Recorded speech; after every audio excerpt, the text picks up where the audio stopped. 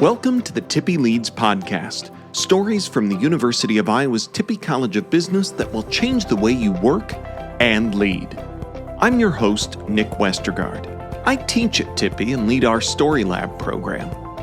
Each season of Tippie Leads, we focus on a grand challenge in today's changing world of work. This season, we're looking at how you can be the CEO of your life. This season on Tippie Leads, we've explored what it means to be the CEO of your life. We've covered everything from vision and habits to auditing your time to mastering self-leadership. But how do you move from just listening to a podcast to actually leading? That's what Nicole Johnston is here to help us with in our Season 4 finale. Nicole is a Tippie alum, a Tippie advisory board member, and a leadership coach who specializes in helping high performers take complex ideas and transform them into actionable plans. She's here to help us close the gap between theory and execution so that you can truly step into that role of being the CEO of your life. After that, we'll hear a story from Tippie student Keegan Schaeffner. Keegan shares how she learned to advocate for herself and find her voice in one of the most challenging places imaginable, her first job. And of course, we'll bring it all together one last time with a final Tip E just for you. Ready? Let's get started.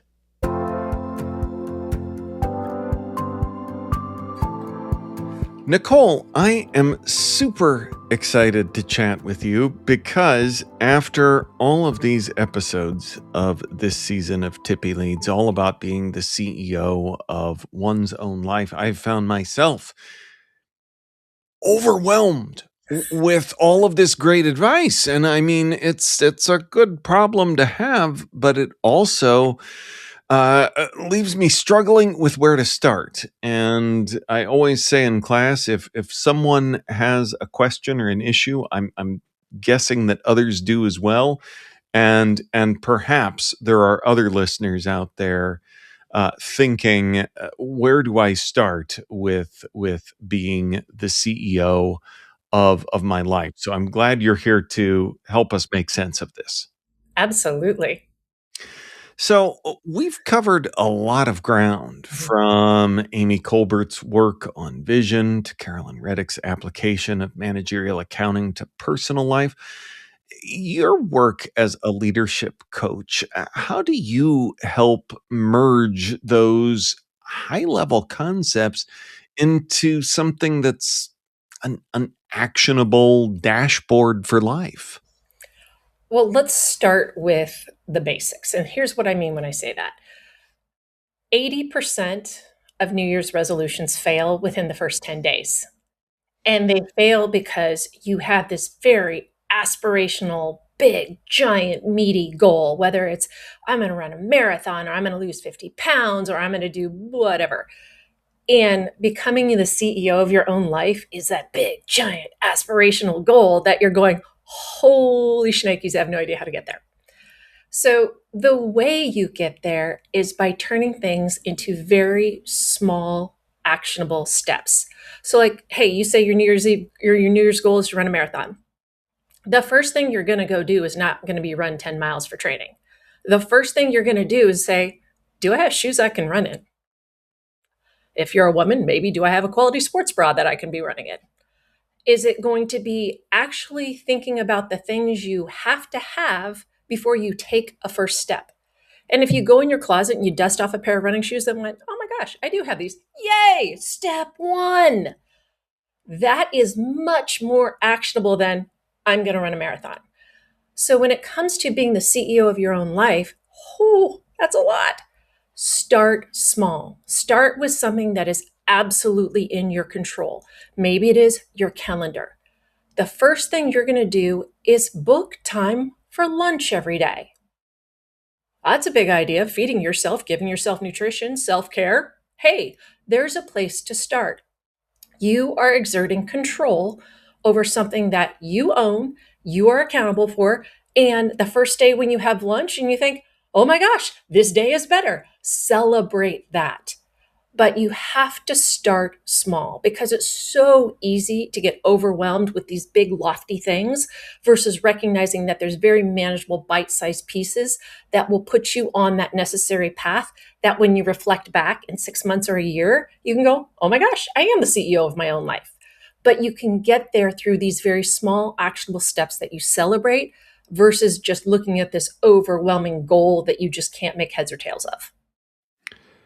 In any of our prep work, did I tell you that my goal for the year is running a marathon? Oh no, you didn't. Oh wow, geez, because I thought I know Nicole has a lot of talent. She's a mind reader also. So, but that's just your go-to example. It is So, my go-to example because it's one that a lot of people pick, which I think you guys are all sadistic, but it's all good. well, I'm excited and yeah, it's slowly working the miles up, and I've been at it for a couple months, and it's not till October, so I've got that time to continue that process. Are you doing the Chicago Marathon?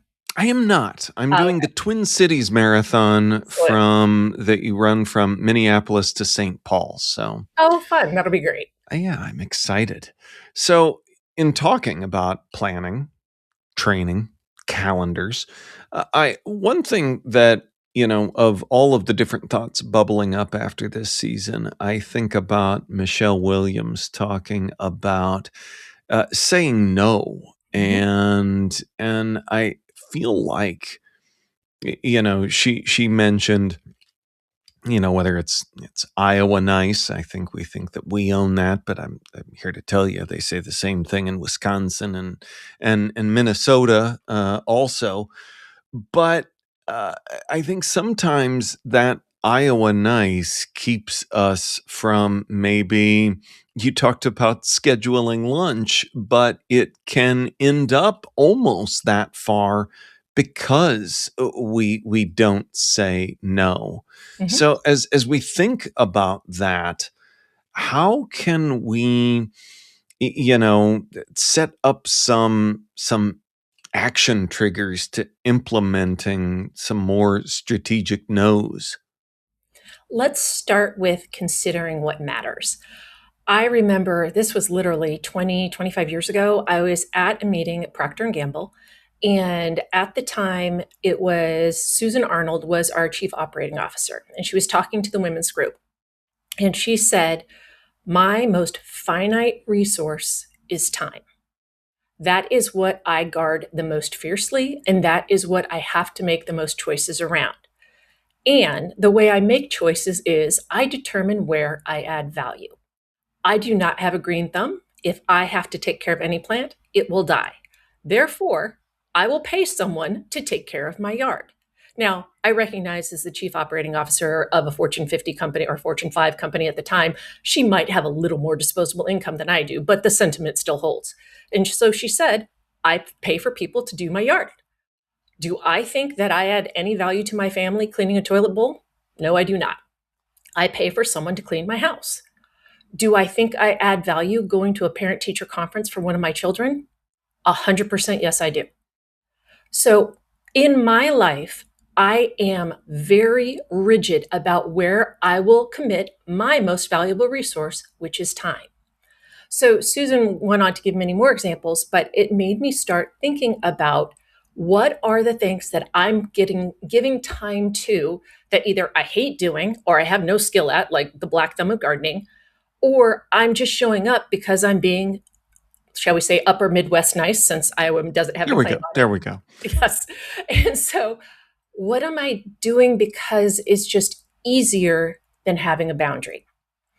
And part of that, when the mind shift that happened, is when I recognized when I was saying yes to things to be nice, I had to start critically identifying the opportunity cost of that yes. Did it mean I was missing dinner with my family? Did it mean that I was not able to finish some of my work on time? Did it mean that I missed out on going to a concert, an event, or whatever, because I was choosing to be nice instead of choosing to be where I mattered? Yeah. And so if you take that advice from Susan and really think through where you add value, where you don't, and what is the opportunity cost of saying yes, it will help you dramatically reframe where you should be and when you should be there. Because time is your most finite resource. And if you respect that resource, you're only going to invest it where you get payout. That's a really good point, and it makes me think of, years ago, we were going on a long family vacation, and we were going to miss some lawn mowing, and nobody wants to be that person in the neighborhood who doesn't have their lawn taken care of. So I booked someone to come by and do it, and oh boy, that was maybe a decade, maybe 11 years ago. And I never stopped having them come. Yeah, And it's not that I didn't love doing it. right? And it took a big chunk out of my weekend. And with juggling different things, it's like, I don't want to be outside. I'd rather be I or outside away from family when I'm working all Right. week, and I've got this. So, um, and it kind of segue alert makes me think of another conversation. And this season, as we were looking at all of this and kind of planning all of this out, one thing I wondered, we were going to talk to someone in accounting about applying, managerial accounting to managing one's life. And I didn't know how that would go. But Carolyn did such a great job talking about the investor mindset and really what you're talking about with that valuable resource that you can't make more of your time. Yeah. And she talked about auditing one's time, and you kind of were getting close to mentioning something similar too. So what might an audit, I obviously like your Procter and Gamble mentor, was quick to outsource the lawn. But I've got a friend who loves taking care of the Yeah. lawn, and that means something to him. So how do you find that and do that audit?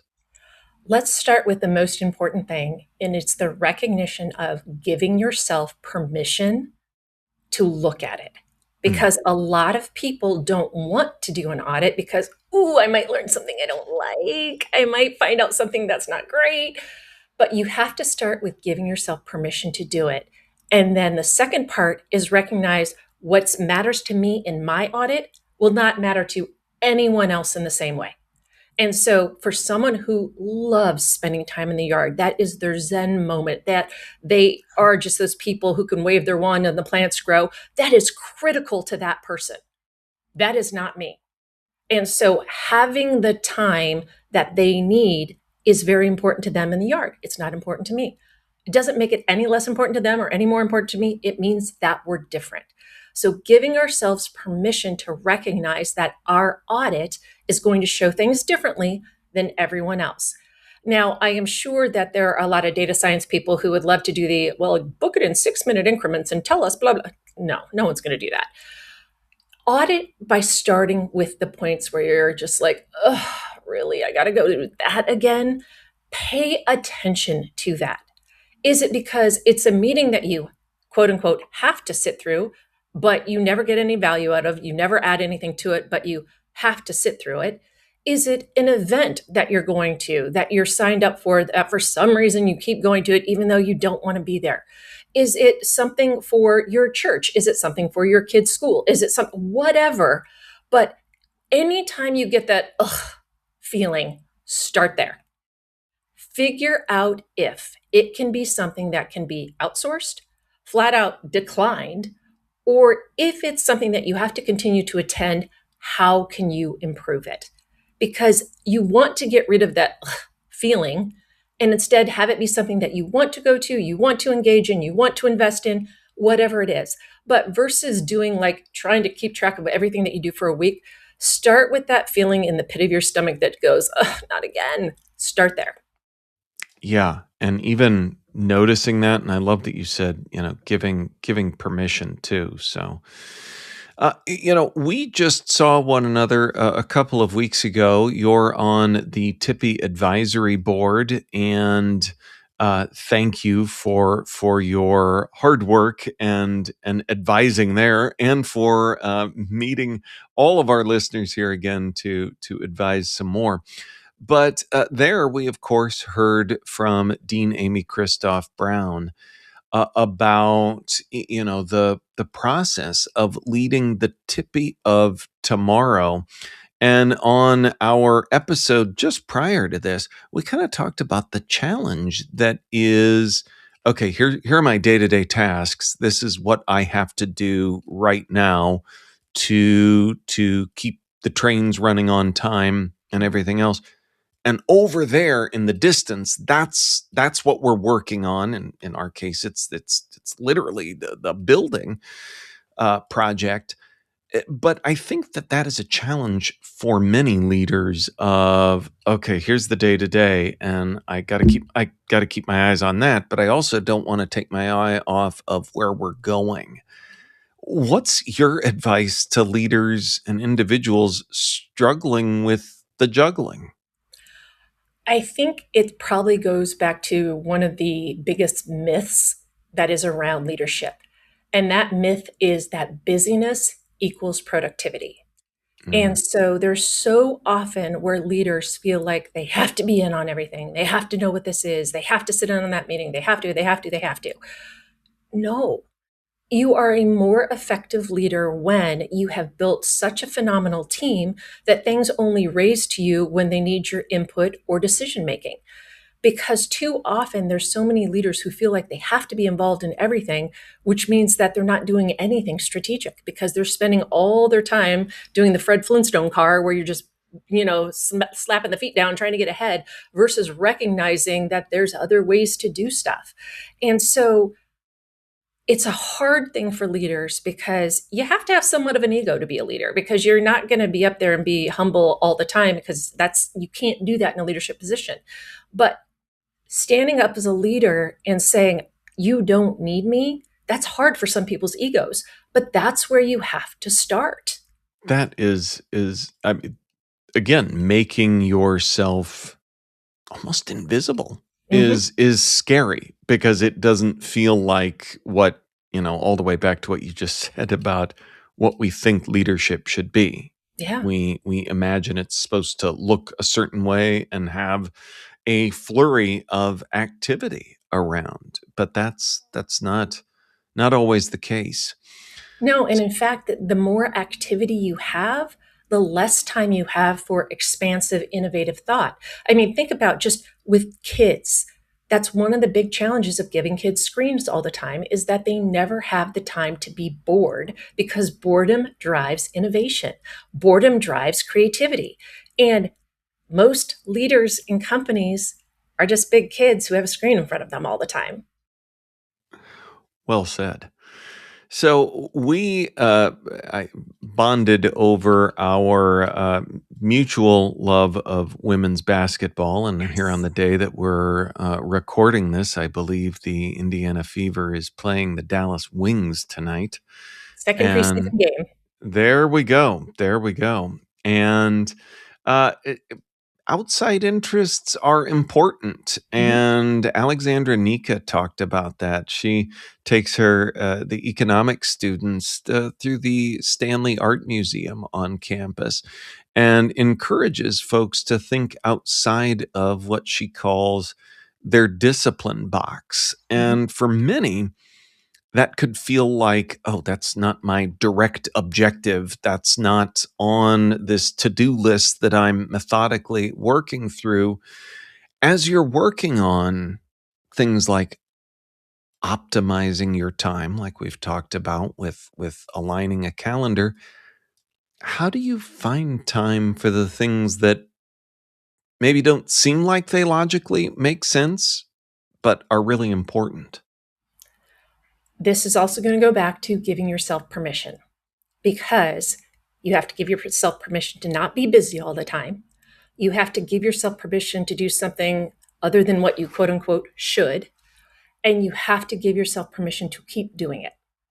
So My challenge to any leader would be, where can you start saying no? And for example, when I got into my last company, I was because of my role, I was scheduled in all these meetings. And after like 2 months, I'm like, so why am I in these meetings? I feel like I'm missing something. They said, well, the person before you wanted to be in them. I said, so does this meeting change if I'm not in it? They said, no. And I said, okay, then I'm going to not come for the next month. I'm going to read the recaps, but I'm just going to not come for the next month. If you find that there is actually a role for me to play when I'm not there, tell me and we'll reassess. But otherwise, I'm going to take this time back. And they were a little uncomfortable, but they said, well, okay. So in that month that I was gone, what they found that we had overlooked was that there are certain contracts that I had to sign at my level that no one else could. They said this was the mechanism to talk about contracts. And I said, do we actually need to talk about the contract? They said, well, what do you mean? I said, well, if the account owner and their boss is telling me, who I'm the boss of, to sign the contract, why would I question it? I understand that I have to sign it for financial officer reasons and everything, Right. but we never have a discussion about the contracts. You just tell me I have to sign it. Does this have to be a meeting? And I said, well, no, I guess not. I guess we can just say that, hey, this contract's coming, sign it. I'm like, okay, is there anything else in that meeting that I'm missing? They said, no, we don't think so. I said, okay, part 2. When you guys are having the meeting, what are you getting out of it? Well, we're just making everybody aware of it. Does everybody need to be aware of it? Or is this a nice to have? Because it was people talking about different accounts. I mean, that's nice to know, but it doesn't impact their direct business at all. And they said, well, I guess not. I guess it was just more informational. I said, would you like the time instead? And they said, can we do that? I'm like, absolutely, take the time instead. But because I was new, I could have the lens to be like, I don't get this. It's not making any sense to me. I could ask the questions. And because of my level, I could push back and say, let's do it a different way. And so when you take the time to do those kinds of discussions, you suddenly create time, your most finite resource, that you can then put in the places that matter. And it could be following Iowa women's basketball. It could be ballroom dancing. It could be scuba diving. It could be reading. It could be whatever you want. But if you haven't created time, it doesn't matter.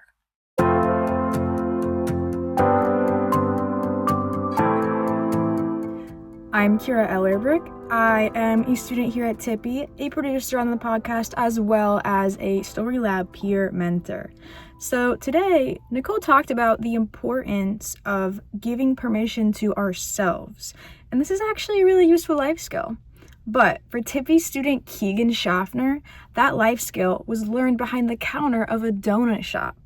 In today's student story, Keegan shares a time where she gave herself permission to advocate for herself. The year was 2021, and I was riding my extremely dorky electric scooter to work. And this wasn't any electric scooter. It was like if an electric scooter and a bike had a baby. It had a giant bike seat on it, big bike wheels, a bell on the front, and a basket on the back. So I was on my way to my very first job as a dishwasher for a donut shop. We weren't just any donut shop. We were located off a busy street in Chicago, right down an alley where we had a window that you would walk up to. I know what you must be thinking. Working for a bakery, I must smell fantastic all the time, and it must just smell so good working there. It didn't, and I did not. I stunk so badly like grease every time I would leave that place. The first thing I did when I quit was throw away all of my work shirts because they smelled so bad. You know, along with being in an alley, alley-like activities still happened there. So I remember one morning when I rolled up on my electric scooter, I noticed that someone had pooped directly in front of our shop. Yeah. So I actually had to spend like 20 minutes before we opened trying to figure out how to get rid of that. Another thing that used to happen was whenever the garbage trucks would roll by, the entire place would reek like garbage when the windows would open. So I was working in the back of my grease and garbage smelling kitchen when my boss approached me one day and said, hey, do you want to learn how to decorate donuts? And I thought, absolutely. It was time for me to put down the smock and elbow-length gloves and pick up the piping bag. Or so I thought. So instead of doing that, I was both a dishwasher now and a donut decorator. Yeah. But that was okay. I was doing 2 jobs for the price of 1.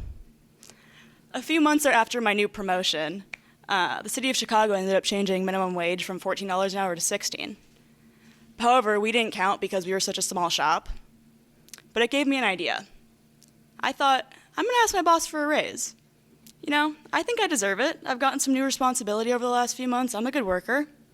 Also, the worst thing you can say is no, right? So I talked to my boss, I set up a meeting, and I said, let's talk. I don't really remember being nervous about it, just because I thought I really, really deserved it. So obviously he was going to say yes. So the day came, I went into my boss's office and I said, hey, can I have a raise? And he said, yeah, sure. So I did it, I got my raise, and it wasn't just $1 an hour, no. I got an extra $2 an hour. Yeah. I learned a lot from that first job and also from asking for my first raise. As my father likes to say, people aren't just going to hand things to you in life, you have to work hard for it, which is absolutely true. But another thing I learned was that outside of that, it's also really important to take accountability and speak up for yourself. Thank you. Let's go back to our guest one last time for a final tip E for you to remember in your work. The one thing that's meaningful to me is you get what you measure.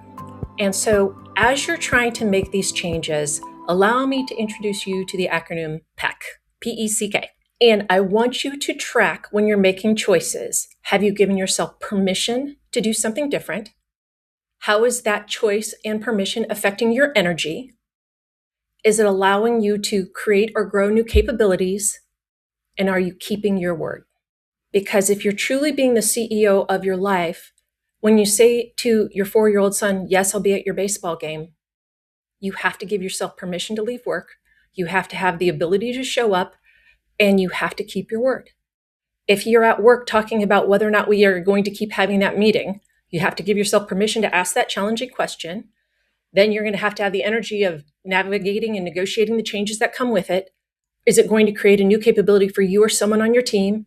And then did you follow through on it, or do you guys regress back to where you were? But the acronym PECK, permission, energy, capability, and keeping your word, pay attention to that. Because there's way too often these days where we're like, oh, of course, yeah, no problem. And we have no intention whatsoever of keeping our word. And that makes us much less valuable as leaders. But instead, if you commit, build the capability, and keep your word, you will be a shining star in every aspect of your life. And that's a wrap on this episode and this season of Tippie Leads. Big thanks to Nicole Johnston for helping us bring all of these great ideas together and put them into action. Thanks to Keegan Schaeffner for sharing her story, and to Kira Ellerbrook for producing our Student Stories segment this season. As always, big thanks to the Tippie Marketing Communication team for supporting the show. This season, we've explored what it means to be the CEO of your life from nearly every angle, from defining your vision to auditing your time. As you look back on your time spent listening to and watching these conversations with Tippie faculty and students, I hope that you have some new tools that you can use to lead with more clarity and purpose. I know I do. It's been a privilege to go on this journey with you. See you next season. This has been Tippie Leads, a podcast from the University of Iowa's Tippie College of Business. To learn more about our faculty guests, their research, and more, go to tippie.uiowa.edu/Tippie Leads. If you like this episode, share it with a friend or coworker. Or better yet, subscribe to the show on Apple, Spotify, YouTube, or wherever you like to get your podcasts so you don't miss a single episode. And if you're feeling generous, consider leaving us a rating or review to help others find the show. This is Nick Westergaard signing off. On behalf of everyone at Tippie, thanks for listening, and go Hawks!